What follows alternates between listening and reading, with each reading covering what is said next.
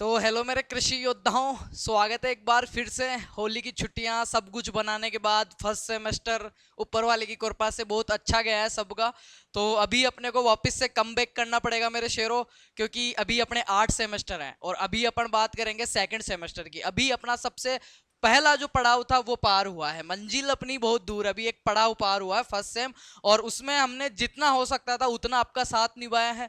कुछ सब्जेक्ट हमने कंप्लीट करवाए थे, कुछ सब्जेक्ट की वन शॉट करवा के एग्जाम से पहले हमने आपकी कोर्स को कंप्लीट करवाया है, कुछ के हमने गेस्ट पेपर दिए हैं। और जो दिए थे ना उसमें 98% हूबहू अपने पेपरों में वही आया था, तो बच्चों का बहुत ही पॉजिटिव और अच्छा फीडबैक रहा है।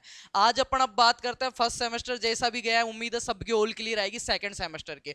तो आपके जो 6 दिन कमेटी रिपोर्ट है, अभी आप किसी भी स्टेट से हो, किसी भी यूनिवर्सिटी से हो सकता है, आप किसी स्टेट यूनिवर्सिटी में पढ़ रहे हो, आपका स्टेट एंट्रेंस के थ्रू हो सकता है, आप किसी सेंट्रल यूनिवर्सिटी में पढ़ रहे हो या किसी एफिलेटेड यूनिवर्सिटी में पढ़ रहे हो। ऑल इंडिया की मैं बात कर रहा हूँ, पूरे मैप की, आप कहीं से भी आप बीएससी एग्रीकल्चर कर रहे हो और आपका सेकंड सेमेस्टर स्टार्ट होने वाला है, तो 6 दिन कमेटी ऑलरेडी फॉलो हो गई है सब यूनिवर्सिटीज में, जिनमें नहीं है उनमें भी हो जाएगी। तो हम अपन बात करते हैं सेकंड सेमेस्टर के सब्जेक्ट और सिलेबस की, उसके बाद में अपन कंटिन्यू इस कोर्स को करेंगे। प्यारा सिलेबस है और इतना लाइट सिलेबस दिया है ना सेकंड सेम में। 6 दिन का, 5th दिन में देखो ब्रीडिंग पढ़नी पड़ती थी, एंटो पढ़नी पड़ती थी, इकोनॉमिक्स पढ़नी पड़ती थी, फलाना ढिमका बहुत सारी चीजें थी। पर जो 6 दिन का नया सिलेबस है ना, आपको जान के मजा आ जाएगा। ऐसे इतनी लाइट कर दी है ना बीएससी एग्रीकल्चर को। तो बेटा 6 दिन कमेटी है। एक जो कंफ्यूजन है कि सर हमारे हैं नहीं है फलाना ढिकना, कंप्लीट यूनिवर्सिटीज में यही सिलेबस, आप किसी भी यूनिवर्सिटी में किसी भी एग्जाम के थ्रू हैं। और उम्मीद है फर्स्ट सेम कंप्लीट हो गया होगा, सेकंड सेमेस्टर के आपने एनरोल करवा दिए होंगे, रजिस्ट्रेशन आपने करवा दिया होगा। अब सेकंड सेमेस्टर की बात कर लेते हैं। 6 दिन कमेटी रिपोर्ट के हिसाब से अपन बात कर रहे हैं बेटा, ये अपना academic programme, semester wise course and credit allotment. तो इसमें ये अपना फर्स्ट सेमेस्टर था, कुछ देखे देखे सब्जेक्ट याद आ रहे होंगे, दीक्षा आरंभ, skill enhancement course, communication skill, farming based livelihood system, है ना, fundamental agronomy, soil science, horticulture, और आपका एनएसएस और एनसीसी था, और मैथमेटिक्स था बेस्ट नीड पे। ठीक है, टिग्नोमेट्री नॉर्मल मैथ थी, वो हमने कर लिए, तो उन पे माटी मारते हैं। अभी बात करते हैं सेकंड सेमेस्टर की, जो अपने लिए सबसे ज्यादा महत्वपूर्ण है बेटा। वेट, जूम आउट क्यों नहीं हो रहा है ये, कोई बात नहीं। सेकंड सेम की अगर अपन बात करें तो देख लेते हैं क्या क्या आपके सब्जेक्ट चल रहे हैं, फिर मैं सिलेबस भी एनालिसिस करूंगा और ये भी एनालिसिस करूंगा कि इसमें किस हिसाब से अपन कोर्स कर रहे हैं पूरा। ठीक है, वेट ए मिनट। ये देखो, ये है आपका सेकंड सेमेस्टर। इसमें आपके बेटा कोर्स चल रहे हैं 9।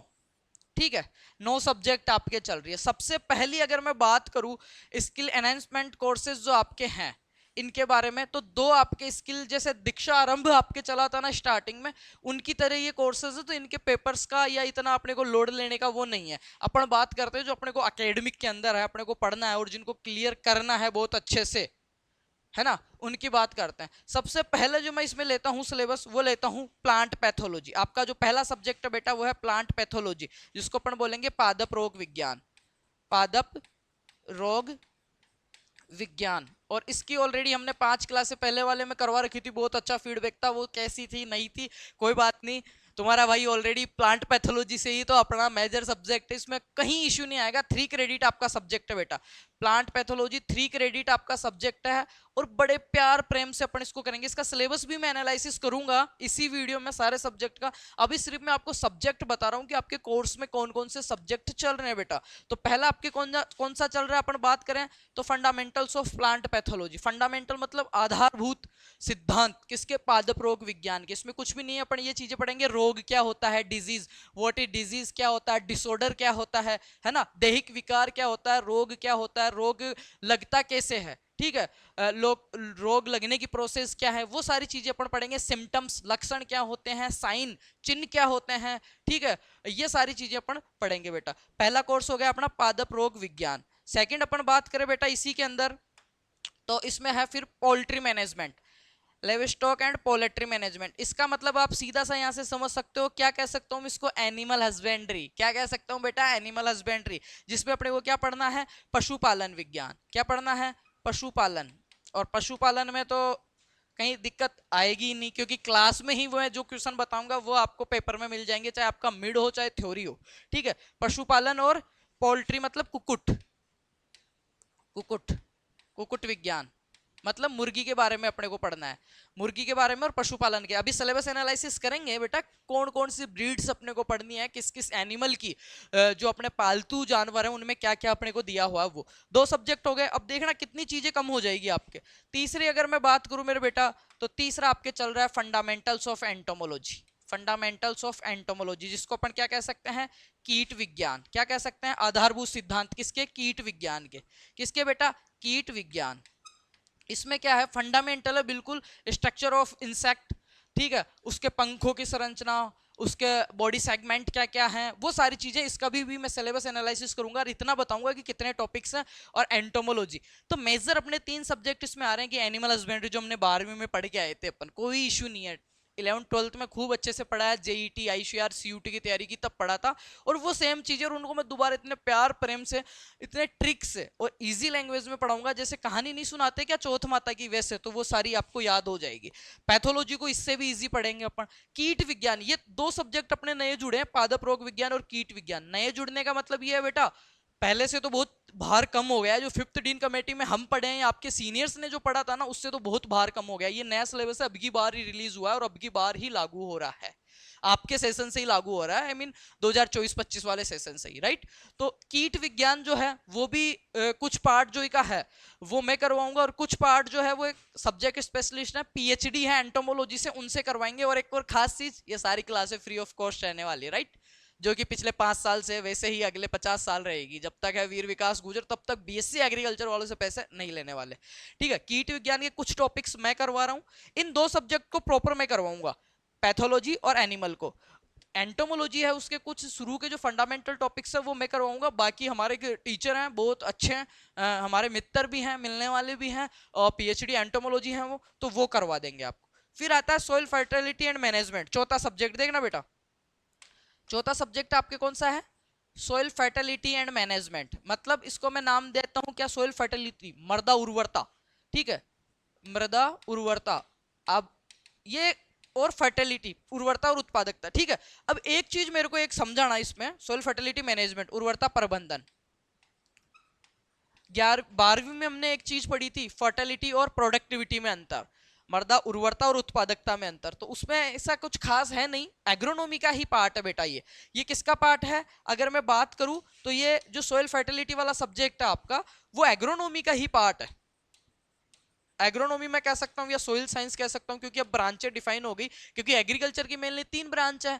एग्रोनॉमी जिसमें अपन शस्य विज्ञान, फसलों के बारे में पढ़ते हैं, और एग्रोनॉमी की अगर डेफिनेशन देखें तो क्या होता है, field management plus crop production. Field management में क्या क्या आएगी, खेत का प्रबंधन करेंगे, उसमें सोइल की कंप्लीट चीजें आ गई बेटा। अगर देखेंगे तो मैं कह सकता हूँ ये सोइल साइंस में भी जा रहा है, एग्रोनॉमी में भी आ रहा है। तो बिल्कुल बेसिक चीज है मृदा उर्वरता के बारे में, मृदा उर्वरता क्या होती है, मृदा उर्वरता को प्रभावित करने वाले कारकों के बारे में बताइए। मृदा उर्वरता को प्रभावित करने वाले कारकों के बारे में अपन पढ़ेंगे, तो इसमें प्राकृतिक कारक कौन से हैं और कृत्रिम कारक कौन कौन से हैं, मृदा उर्वरता को बढ़ाने के लिए कौन कौन से बिंदुओं का ध्यान रखना, मृदा उर्वरता का फसल उत्पादन पे कैसे प्रभाव पड़ता है। दैट्स ऑल, कंप्लीट बेटा, कुछ भी नहीं है, ठीक है। अब एक चीज समझना, आगे जो कोर्स है अपना इसके बाद में बेटा, वो है अपना environmental studies and diester management. Environmental studies, इसको अपन कहेंगे पर्यावरण अध्ययन। बिल्कुल इजी सब्जेक्ट है, इसमें तो अगर मैं नहीं पढ़ाऊं और आप क्लास भी नहीं लो, और एग्जाम से एक दिन पहले अगर मैं आपको वन शॉट क्लास देता हूं ना, तो वहीं से सिर्फ 3 घंटे की क्लास से मैं इतना गारंटी दे सकता हूं ऑन कैमरा कि इस सब्जेक्ट में, environmental studies and diester management, इस सब्जेक्ट में 95% में मैच करवा सकता हूं। और ये बात ऐसे ऑन कैमरा ऐसे ही नहीं कह रहे, हम करवाए हैं, पहले वन शॉट खोल खोल के देख लेना अपनी, जस्ट 2 महीने पहले की एग्रोनॉमी की livelihood system communication skill, communication skill की 1.5 घंटे क्लास में से पूरा पेपर छपा था अपना। लाइवलीहुड जो नया सब्जेक्ट जुड़ा है, आज तक प्रीवियस पेपर भी नहीं देख सकते, उसमें 2 घंटे क्लास में पूरा पेपर छपा है अपना। जो बच्चे देखे हैं बहुत अच्छी ओजीपी है और बहुत अच्छे से लिखा है, हमने ये भी समझाया था कि पेपर में कैसे लिखना है, क्या चीजें करनी है। तो ये पर्यावरण अध्ययन वाली है, इसको मैं सीरियस नहीं ले रहा, ठीक है। सीरियस लेने का मतलब ये है कि बेटा इसमें ज्यादा लोड नहीं लेना का, सीखने की चीजें हैं, जनरल चीजें हैं जो अपने व्यवहारिक ज्ञान में है, अपने एनवायरमेंट में है, वो चीजें अपने को पढ़नी है। इसमें अपन महत्वपूर्ण क्या है, पर्यावरण में जो अपन पढ़ते हैं, आपने वायुमंडल की परतें पढ़ी है, क्षोभ मंडल, स्ट्रेटोस्फेयर, ठीक है, थर्मोस्फेयर, आयन मंडल, बहिर्मंडल, वही है उनके बारे में, तो इतना कुछ खास है नहीं। अब आता है आपका पर्सनैलिटी डेवलपमेंट, पर्सनैलिटी डेवलपमेंट इसके बारे में बात कर लेते हैं, पर्सनैलिटी डेवलपमेंट वाले की। पर्सनैलिटी डेवलपमेंट, पर्सनैलिटी को क्या बोलते हैं? व्यक्तित्व। अब देखो एक चीज, पर्सनैलिटी और व्यक्तित्व और व्यवहार दो चीज होती है। पर्सनैलिटी वो होती है कि मैं कैसा भी आदमी हूँ, ठीक है, मैं कैसा भी आदमी हूँ, ऑन कैमरा मेरी पर्सनैलिटी कैसी है, मेरे को क्या बोलना है क्या नहीं बोलना है। ओरिजिनल में भी वैसा नहीं हूं, पर मैं आर्टिफिशियल कृत्रिम रूप से मैं किसी आदमी के सामने कैसे पेश आ रहा हूं, वो मेरी पर्सनैलिटी होती है।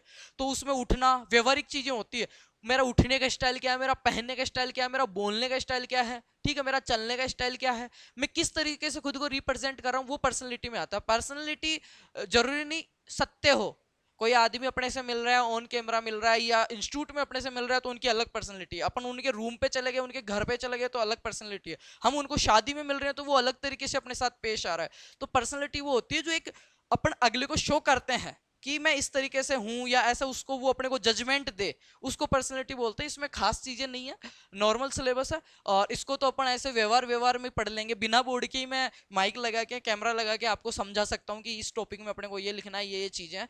और ये स्किल एनहेंसमेंट कोर्स है, इनके बारे में अपन अभी बात नहीं कर रहे हैं क्योंकि प्रैक्टिकल कोर्स है दीक्षारंभ की तरह, तो इनकी छोड़ते हैं। अभी अपने पास मेजर सब्जेक्ट कितने हैं? सबसे पहले यहाँ से स्टार्ट करते हैं पर्सनैलिटी डेवलपमेंट। पर्सनैलिटी डेवलपमेंट का मैंने आपको बता ही दिया, लोड लेने की जरूरत नहीं है। पेपर के 2 दिन पहले भी अगर आप सही से 3 घंटे मेरे साथ रहते हो, समझते हो, जुड़ते हो, इससे जुड़ते हो, ठीक है, दिमाग से, तो डन हो जाएगा।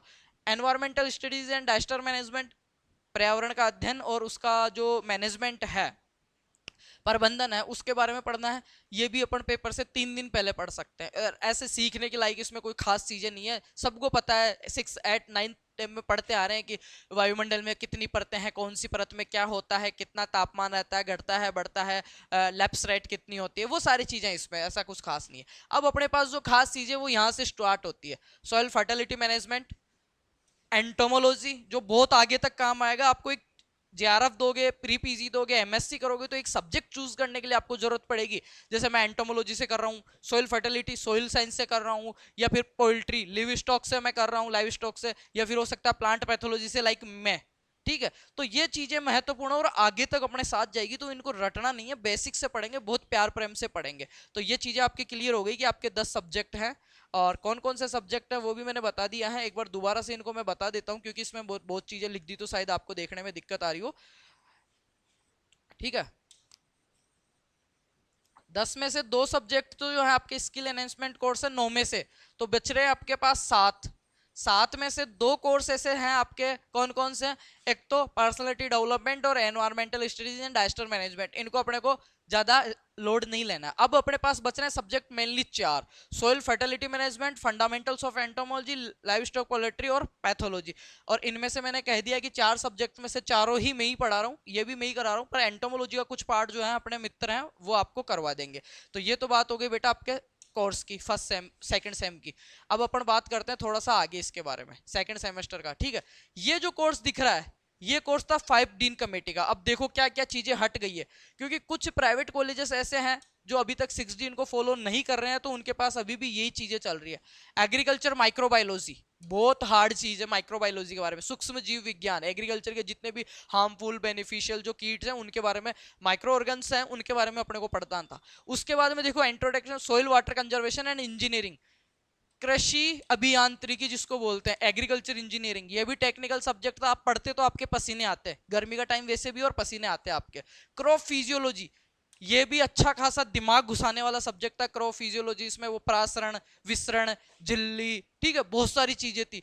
पौधा पानी किस बल से ले रहा है, अवशोषण किससे कर रहा है, पत्तियों से कितना उड़ा रहा है, एक प्लांट की जन्म से लेकर एंड तक, जहां सीड से जब उसका ग्रो होता है, वो जर्मिनेट होता है एक सीड से, प्लांट बन के दोबारा उसके सीड आते हैं ना, फ्रूट आने, तब तक जो प्रोसेस होती है वो सारी क्रॉप फिजियोलॉजी में अपन पढ़ते हैं और आपके पसीने आते हैं। पर तीनों सब्जेक्ट डिलीट हो गए, और सब सब्जेक्टों का बाप एग्रीकल्चर इकोनॉमिक्स।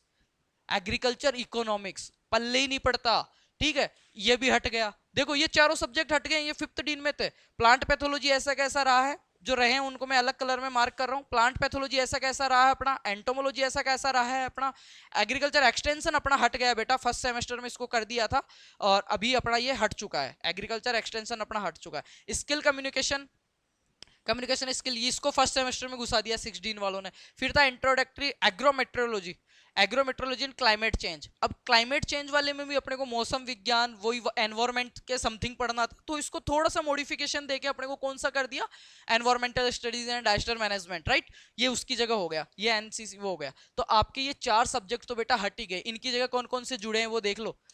इनकी जगह पहला तो जुड़ा आपका स्किल एनहेंसमेंट कोर्स फर्स्ट, दूसरा जुड़ा है सेकंड, दो तो ये हो गए।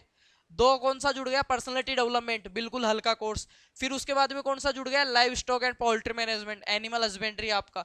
उसके बाद में कौन सा जुड़ गया बेटा आपका, पर्सनालिटी डेवलपमेंट के environmental studies and disaster management. तो ये तो हो गया 5th डीन का सिलेबस है, जो कुछ कुछ कॉलेज में अभी भी फॉलो हो रहा है। और जिनमें ये फॉलो हो रहे हैं ये 4 सब्जेक्ट, वो मेरे को कमेंट करना, इनकी भी क्लासेस करवा देंगे, ऑलरेडी हो रखी है, उनको मैं शेयर कर दूंगा। इफ अगर उनको जरूरत पड़ती है तो मैं ये दोबारा भी अपन कर लेंगे, ऐसा कोई ज्यादा लोड वाली बात नहीं है। पर मैं ये कह रहा हूँ कितना लाइट वेट कर दिया आपको बीएससी एग्रीकल्चर को 6 डी आने के बाद में। जेनेटिक्स आपकी हट गई, माइक्रोबायोलॉजी आपकी हट गई, इंजीनियरिंग आपकी हट गई, क्रॉप फिजियोलॉजी आपकी हट गई, और सब सब्जेक्ट जो कॉमन बेक आती है, इकोनॉमिक्स आपकी हट गई। अब इतना सस्ता, इतना हल्का सिलेबस होने के बावजूद भी अगर आप सब्जेक्ट बेक लगवाते हो तो आपसे महान कोई नहीं है। पूरे देश का भविष्य आपके हाथ में, और आप बहुत ऊपर तक ले जाओगे, और आप बहुत अच्छे अच्छे रिसर्च करोगे, ठीक है ना। तो समझ गए होंगे। अभी अपन आगे देखते हैं हल्का सा। ये तो आपके सब्जेक्ट हो गए बेटा। मैंने 5th दिन और 6th दिन दोनों का कमेंट दिखा दिया है कि क्या क्या चेंजेस हुआ है। ये आपका पर्सनालिटी डेवलपमेंट का कोर्स चल रहा है, उसके बारे में है कि इसका ऑब्जेक्टिव क्या है, to make students realise their potential strength, ठीक है, स्ट्रेंथ के बारे में, पर्सनल स्किल्स के बारे में, और इम्प्रूव एम्प्लॉयबिलिटी के बारे में इसमें बताया गया है। इतना कुछ खास नहीं है। डेफिनेशन देखनी है, नेचर ऑफ पर्सनैलिटी देखना है, थ्योरीज देखनी है इसके बारे में, इसके टाइप्स देखने हैं, ठीक है। ये एक दो लॉ वगैरह है इसमें, वो चीजें अपने को देखनी है, ठीक है। इसके बाद में देखते हैं 16 committee, environmental studies and disaster management. ये इसका कोर्स है थ्योरी का, ज्यादा नहीं है। इंट्रोडक्शन टू एनवायरमेंटल, ठीक है, डेफिनेशन, स्कोप, इंपोर्टेंस, ठीक है, hydrosphere, atmosphere, different layers of atmosphere, ठीक है, नेचुरल रिसोर्सेज, ठीक है, land resources, soil resources, ecosystem, मतलब खास नहीं है। मैंने बताया था ना, बायोडाइवर्सिटी स्पॉट्स, इनके बारे में है। कंजर्वेशन ऑफ बायोडाइवर्सिटी हो गया, ठीक है। पॉल्यूशन के बारे में हो गया, एनवायरमेंटल पॉल्यूशन। तो पॉल्यूशन में 3 चीजें का आएगा अपना, ध्वनि प्रदूषण, जल प्रदूषण, वायु प्रदूषण, वो तीनों अपन पढ़ेंगे, ठीक है। Cases, effects and control measures of air pollution, water pollution, soil pollution, ठीक है। ये चीजें अपने को, नॉइस पोल्यूशन जो मैंने बताया, थर्मल पोल्यूशन, ठीक है, इनके बारे में पढ़ना है। बायोगैस प्रोडक्शन के बारे में अपने को पढ़ना है। अर्बन प्रॉब्लम्स अपने को देखने हैं कि रूरल एरियाज में और अर्बन एरियाज जो है, शहरी क्षेत्रों और ग्रामीण क्षेत्रों में क्या क्या दिक्कतें हैं। ह्यूमन राइट्स के बारे में अपने को पढ़ना है। एक तरीके से नैतिक शिक्षा और आपके पर्यावरण अध्ययन, 2 सब्जेक्ट चलते थे पहले, नैतिक शिक्षा और पर्यावरण अध्ययन, उनका मिक्सअप है ये। कौन सा, environmental studies and disease disaster management, women and child welfare, role of information technology in the environment and human health. Information technology का क्या है। फिर आता है इसका मैनेजमेंट, इसमें टाइप्स ऑफ मैनेजमेंट देखनी है, फूड्स, ड्रॉट्स, साइक्लोन वगैरह, तूफान वगैरह के बारे में देखना है। फिर आता है फर्टिलिटी मैनेजमेंट का course, fertility, soil fertility management. इसके बारे में क्या क्या, history of soil fertility, plant nutrients, criteria of essential और रोल, पोषक तत्व, पोषक तत्वों का क्या रोल है, मृदा उर्वरता क्या है पोषक तत्वों का, न्यूट्रिएंट्स एबिलिटी ऑफ प्लांट्स, पौधा किस तरीके से पोषक तत्वों को ले रहा है, chemistry of micro and micro nutrients, macro और माइक्रो न्यूट्रिएंट्स के बारे में अपने को पढ़ना है, जो ऑलरेडी फर्स्ट सेम में अपन एग्रोनॉमी में पढ़ के आए, दोबारा से पढ़ेंगे इन चीजों को, बहुत मजा आएगा। Soil fertility evolution, soil testing, ठीक है, में nutrients in soil, different different जो न्यूट्रिएंट्स है सोइल में, उनके बारे में पढ़ेंगे। और प्लांट एनालिसिस हो गया, फर्टिलाइजर रिकमेंडेशन अप्रोच, उर्वरक देने के लिए अपने को कितनी मात्रा लेनी चाहिए, कौन कौन से मेथड्स हैं, उसको बोलते हैं अपन क्या, फर्टिलाइजर रिकमेंडेशन अप्रोचेस, इनके बारे में पढ़ेंगे। इरिगेटेड न्यूट्रिएंट मैनेजमेंट, आईएनएम जिसका नाम है, इंटीग्रेटेड, ठीक है, इंटीग्रेटेड मतलब समन्वित पोषक प्रबंधन। इस तरीके से पोषक तत्व अपने को देना है कि किसान को भी लाभ हो, फसल को भी नुकसान नहीं हो, और अपना जो सोइल है उसकी हेल्थ भी खराब नहीं हो, और अच्छे से अच्छा अपने को प्रोडक्शन भी मिल सके, वो इस हिसाब से अपने को पढ़ना है। और क्या इसमें कॉम्प्लेक्स फर्टिलाइजर हो गया, ठीक है, सिंपल फर्टिलाइजर हो गया, केमिकल फर्टिलाइजर्स हो गए, कॉम्प्लेक्स मतलब संयुक्त, जटिल, वो वाले, ठीक है। उसके बारे में हो गया बेटा, कुछ खास है नहीं इसमें इतना। फैक्टर ऑफ न्यूट्रिएंट्स हो गया, S T R, R T N M हो गया, ठीक है, ग्रीन मेन्यूरिंग हो गई, वर्मी कंपोस्ट हो गई, FIM हो गया आपका, है ना, मेजरमेंट, ये प्रैक्टिकल सिलेबस हो गया। तो ये आपका इतना सही सिलेबस है, 15 से 20 टॉपिक हैं और लगभग 12 से 15 क्लास में अपन आपका ये जो सोइल फर्टिलिटी मैनेजमेंट जो 3 क्रेडिट कोर्स चल रहा है इसको अपन कवर करेंगे बेटा। उसके बाद में आता है आपका एंटोमोलॉजी का सबसे बिगेस्ट सिलेबस है। एंटोमोलॉजी का देख लो, इतना बड़ा थ्योरी सिलेबस है। History of entomology in India, major points related to domains of insects in animals kingdom, classification of phylum arthropoda to classes, relationship to class insect with the other classes to arthropoda, morphology इनकी देखनी है, structures इनकी देखनी है, functions इसमें देखने हैं, environment and its components इसमें देखने हैं। ठीक है, ये आपका हो गया। इसके बाद में आता है बेटा आपका ये लाइव स्टॉक का, एनिमल हस्बेंड्री का, role of livestock in nutrient, national economy, national economy आर्थिक जो अपनी वो है स्थिति है, उसके अंदर एनिमल्स का क्या रोल है। ठीक है, रिप्रोडक्शन देखना है, reproduction in farm animals and poultry.